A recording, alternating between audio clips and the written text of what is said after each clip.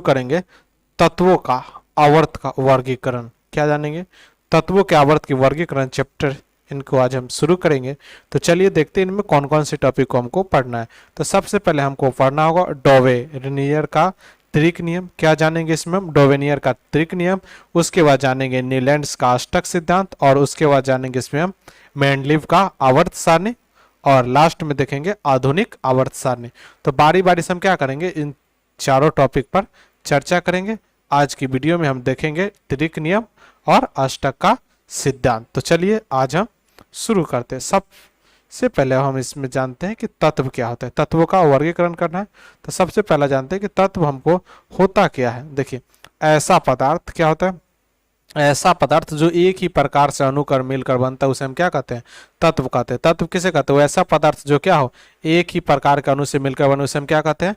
तत्व कहते हैं। जैसे हमारा सोडियम, सोना और मैग्नीशियम, ये सब क्या है? हमारा तत्व है। ये क्या एक ही प्रकार से अणु से मिलकर बने होते हैं, उसे हम क्या कहते हैं? तत्व होते हैं। जैसे सोडियम, सोना और मैग्नीशियम, ये सब हमारे क्या हुए? तत्व हुए। सोडियम, सोना और मैग्नीशियम, ये सब क्या हुए? हमारा तत्व हुए। चलिए अब हम आगे समझते हैं। देखिए आगे है, आज तक हमें कितना तत्व की जानकारी मिली?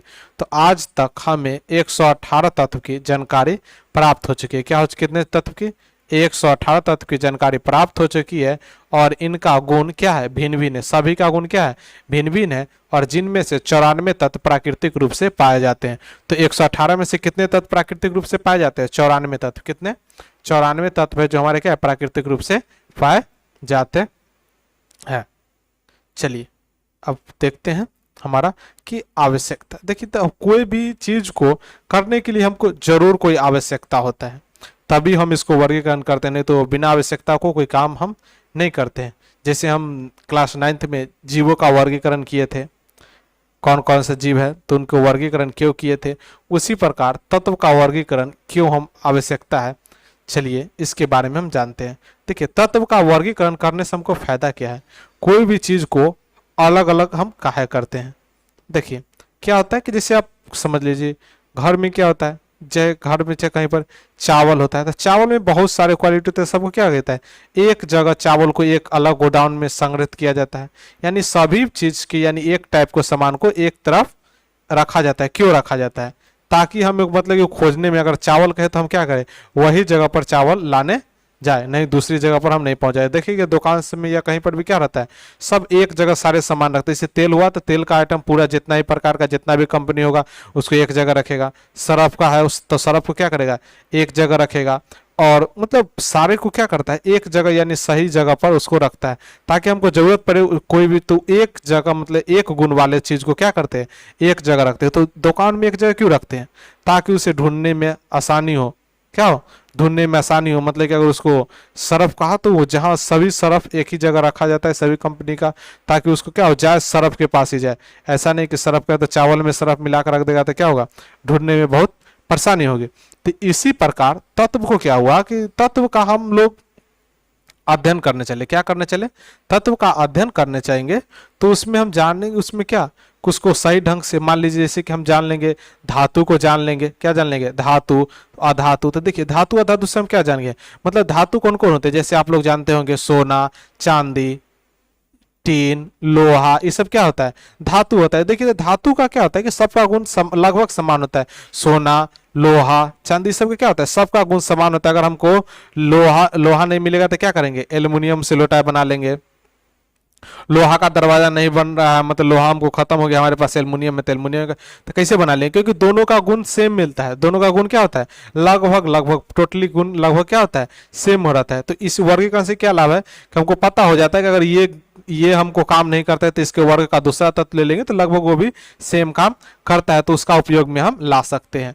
ठीक है, तो उसी प्रकार से हम तत्व का वर्गीकरण हमको क्या हो गया? आवश्यकता हो गया। तो चलिए क्या होता है तत्व का वर्गीकरण। देखिए, तत्व को सुव्यवस्थित ढंग से पढ़ना और उनका अध्ययन आसान है तो उन्हें वर्गीकृत किया गया। किस लिए वर्गीकृत किया गया? देखो, तत्व के सुविधा सुव्यवस्थित ढंग से पढ़ने के लिए तथा उनके अध्ययन को आसान बनाने हेतु उन्हें वर्गीकृत किया गया। उनके अध्ययन को क्या हुआ, आसान बनाने के लिए उन्हें वर्गीकृत किया गया। पहले ही हम बताए थे कि दुकान में भी क्या किया जाता है, सभी सामान को एक जगह इकट्ठा करके रखा हुआ जाता है, क्यों कि उसको ढूंढने में आसान हो, क्या उसके बारे में पता लगाने कहाँ रखा हुआ है तो उसको क्या हो, आसान हो। उसी प्रकार तत्व को जानने के लिए हम कहाँ एक आवर्त यानी एक आवर्त वर्गीकरण किए, क्या किए, एक आवर्त का वर्गीकरण किए, जिसे हम क्या कहते हैं, आवर्त सारणी कहते हैं। क्या कहते हैं, आवर्त सारणी कहते हैं। चलिए, तो सबसे पहले यानी वर्ग के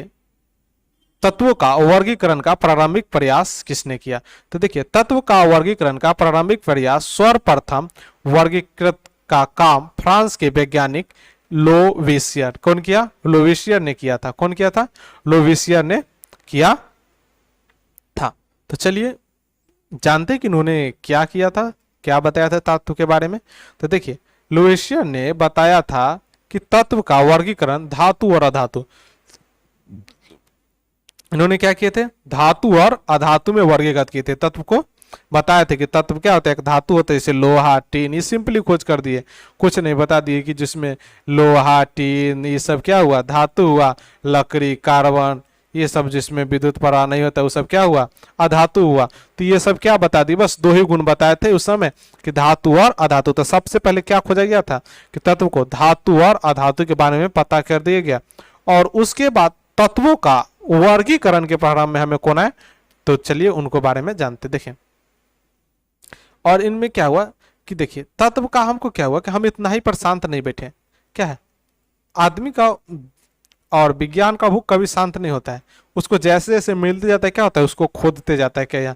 तो जैसे जैसे हमको क्या हुआ, तत्व का गुण धर्म के बारे में ज्ञात हुआ, क्या हुआ, ज्ञात हुआ, वैसे वैसे हम वर्गीकृत की करने के प्रयास हुए। देखिए गुण धर्म का मतलब हमको क्या पता चला, सबसे पहले कि ये धातु और अधातु के बारे में पता चला, फिर हमको पता चला क्रियाशीलता समूह, यानी ये अधिक क्रियाशील है, ये कम क्रियाशील है, ये और अधिक क्रियाशील है, ये क्रियाशील ही नहीं है, ये अक्रिय है यानी नोबेल गैस है। तो ये सब क्या है, कोई से रिएक्शन नहीं करता है। तो धीरे धीरे जैसे हमको पता चला वैसे वैसे क्या कर लेंगे, हम वर्गीकृत करना अपना शुरू कर दिए, वर्गीकरण का काम क्या कर दिए, हम शुरू कर दिए। मतलब जैसे जैसे उनका गुण मिलते जाते हैं हम लोग क्या कर सकते हैं, किसी को परमाणु द्रव्यमान, परमाणु भार, ये सब हमको पता चला, सबको क्या किए, तो उसके आधार पर ही वर्गीकृत करना हम क्या कर दिए, शुरू कर लिए। इलेक्ट्रॉनिक्स विन्यास यानी अंतिम कक्षा में इलेक्ट्रॉन की संख्या कितना है, तो ये सब के बारे में हमको पता चला, इसके अनुसार से हम क्या करने लगे, धीरे धीरे इनके बारे में हम वर्गीकृत का प्रयास जारी रखे। तो चलिए देखते हैं आगे। अब यहां पर देखिए सबसे पहला यानी तत्व का वर्गीकरण का प्रारंभिक प्रयास यानी सुव्यवस्थित ढंग से प्रारंभिक प्रयास में किनको दिया जाता है, तो इसको सन 1817 में जर्मनी रसायनज्ञ जोहान फुलगांग डोवे राइनर ने समान गुणधर्म वाले तत्व के समूह को व्यवस्थित रूप का प्रयास किया। क्या किया, व्यवस्थित रूप से प्रयास किया। तो चलिए हम जानते हैं इन्होंने क्या किया। देखिए इन्होंने क्या किया, देखिए तो तत्व क्या होता है, देखिए तत्व का आवर्तीय वर्गीकरण क्या कहलाता है, तत्व ऐसे व्यवस्था जिसमें निश्चित अंतराल के बाद समान गुणधर्म वाले तत्व उपस्थित हो उसे हम क्या कहते हैं, तत्वों का आवर्त कहलाते हैं। मतलब क्या कहा कि एक निश्चित अंतराल के बाद मतलब समान गुणधर्म वाले तत्व उपस्थित हो उसे हम क्या कहते हैं, तत्वों का वर्गीकरण कहते हैं। और इन्हें प्रतिपादन कितने वैज्ञानिक ने किए थे तत्व का वर्गीकरण का, तो डोवेराइनर, न्यूलैंड्स, मेंडलीव और आधुनिक आवर्त सारणी है। तो जो कि इसमें भी प्रमुख भूमिका किसका है, मेंडलीव का है। ये दोनों मतलब उतना कुछ कर नहीं पाए थे, ठीक है, ये दोनों से उतना कुछ हो नहीं पाया था। मेन इसके योगदान किसका है, मेंडलीव का, हमारे आवर्त सारणी है उनका योगदान किसका रहा, मेंडलीव का योगदान बहुत बड़ा रहा। तो चलिए इनको बारे में जानेंगे। तो चलिए शुरू करते हैं। पहला देखिए त्रिक नियम क्या था, पहले जान लेते त्रिक नियम क्या था। देखिए त्रिक नियम था कि सबसे पहले ये इन्होंने क्या किया था कि परमाणु भार के अनुसार तीन तत्व को सजाया। क्या कर दिए, तीन तत्व को सजाया। इस प्रकार से क्या कर दिए, ए बी सी तीन तत्व ले लिए परमाणु भार के हिसाब से। और इन्होंने बताया कि तीन तत्व यानी जो पहला तत्व का परमाणु भार है और जो तीसरा तत्व का परमाणु भार है वो बीच वाला क्या होगा, ये दोनों का औसत होगा। क्या होगा, ये दोनों का औसत होगा, कौन, बीच वाला, ये दोनों का औसत हमारा क्या होगा, बीच वाला तत्व होगा। यानी ऊपर वाला 4 है तो ये बटा कितना हो जाएगा, 3 हो जाएगा। इस प्रकार से कहा कोई भी तत्व लीजिएगा तो क्या हो जाएगा, इस प्रकार से बराबर, मतलब तीसरा तत्व बराबर होगा। तो चलिए देखते हैं इनके बारे में। चलो यहाँ पर देखिए, उन्होंने जब तत्व का बढ़ते हुए परमाणु भार के अनुसार क्या किया, बढ़ते हुए परमाणु भार के अनुसार क्रमागत लगाए और 3 समूह के जिन्हें त्रिक कहा गया, मतलब क्या कर दिए, ये 3 समूह दिए एक बार में, जिन्हें क्या कहा गया, त्रिक कहा गया। और डोवेराइनर ने बताया कि त्रिक के माध्यम से तत्व का परमाणु भार, क्या कहता है, त्रिक के माध्यम से तत्व का परमाणु भार अन्य 2 तत्व के परमाणु भार का औसत होते हैं। मतलब जो कहा कि जो मध्य वाला तत्व है, जो बाहर जो मध्य वाला तत्व है और ऊपर और नीचे वाला जो तत्व होगा, उनके क्या होगा, मान औसत होगा। तो चलिए देखते हैं कि इनका बात कहां तक सत्य रहा और कहां पर जाकर ये असत्य हो गया। तो चलिए इनका देखिए, इन्होंने क्या किया था।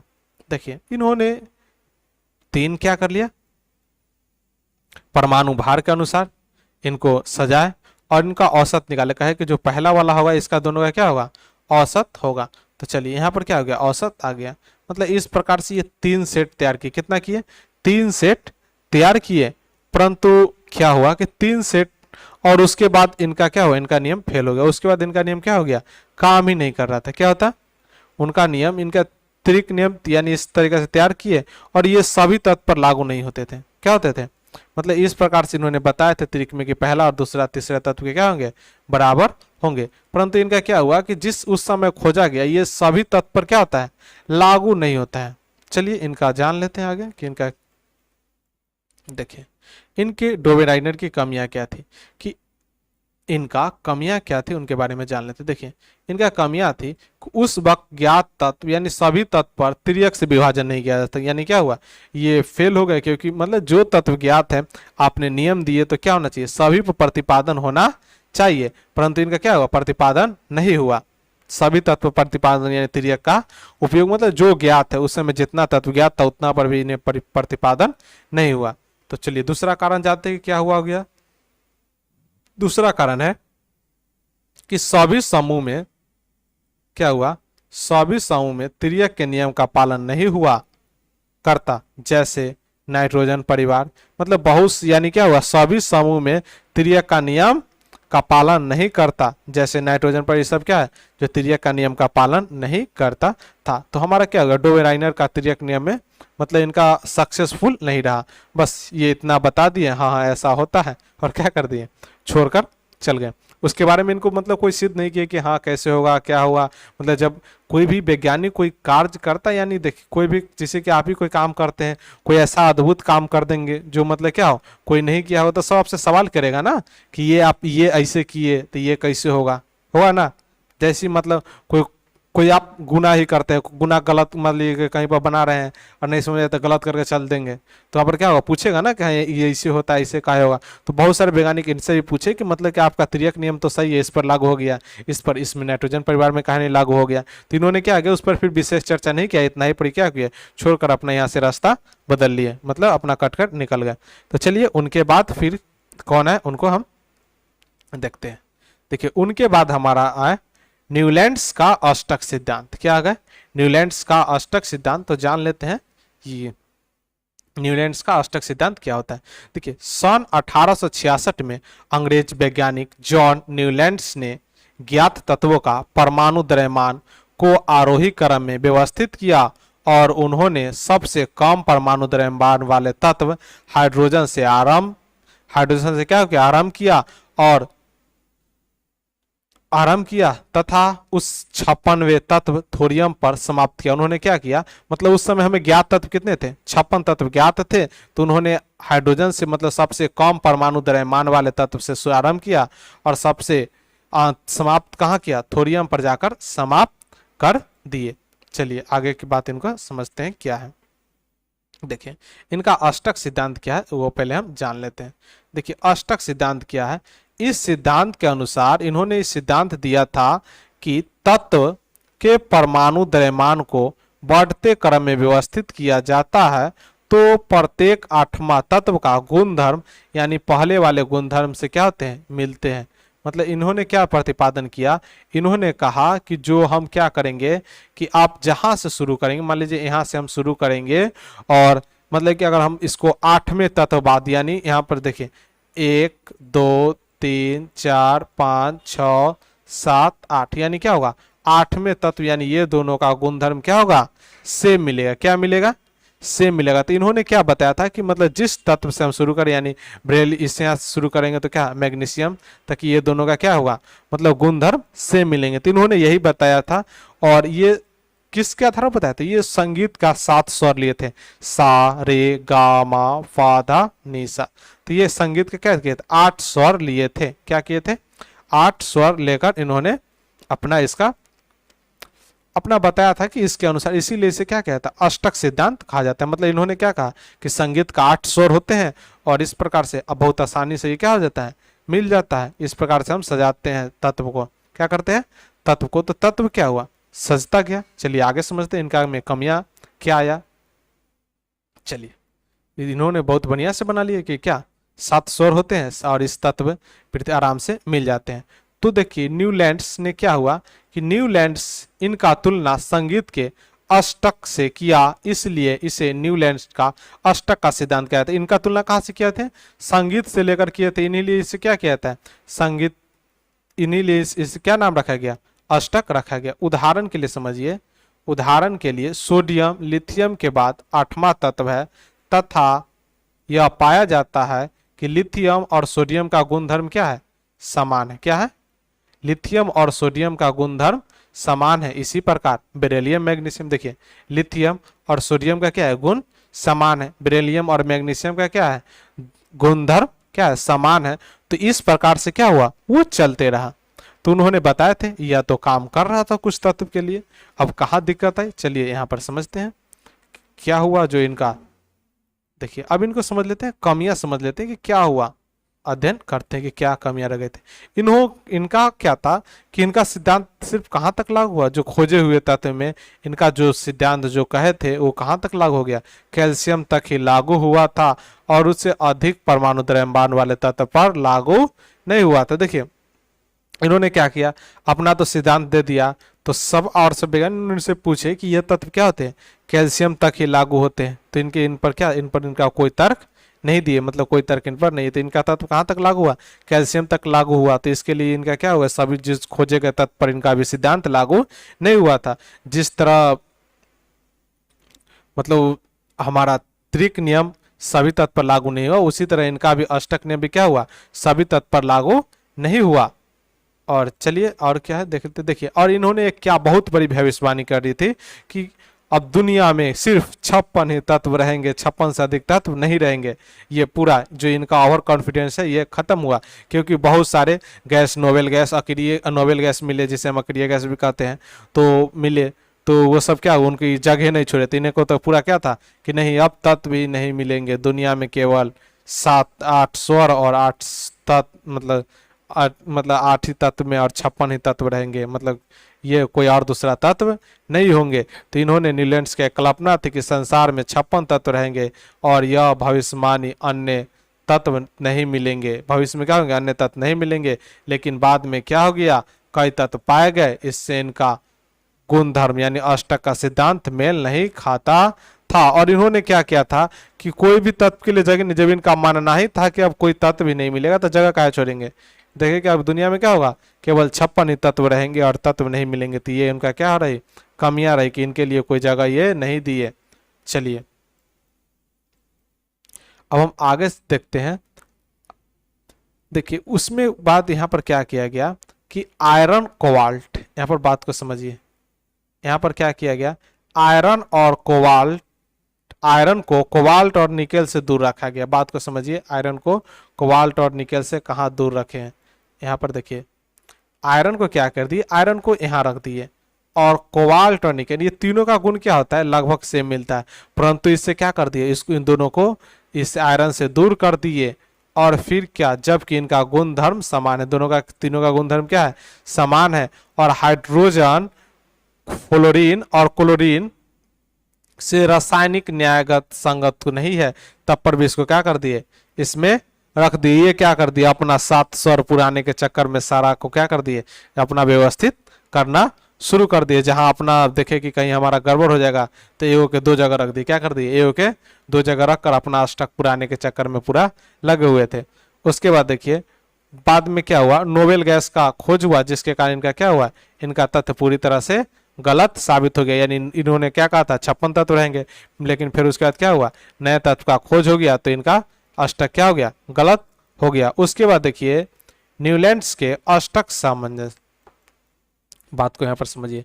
न्यूलैंड्स ने सामंजस्य हेतु अपनी सारणी में दो तत्व एक साथ रख देते, मतलब अपना क्या सारे गामा पादा निशा पुराने के चक्कर में क्या किए थे, दो तत्व को एक ही साथ क्या कर दिए थे, उसमें रख दिए थे। क्या कर दिए थे, दो तत्व को एक साथ रख दिए थे। उदाहरण के लिए कोबाल्ट तथा निकेल को एक साथ रखा गया था। कहां रखा गया था, कोबाल्ट तथा निकेल को एक साथ रखा गया था और इनको फ्लोरीन, क्या फ्लोरीन, क्लोरीन, ब्रोमीन के स्तंभ में रख दिया गया था। कहां देखो, कहां रखे थे, फ्लोरीन,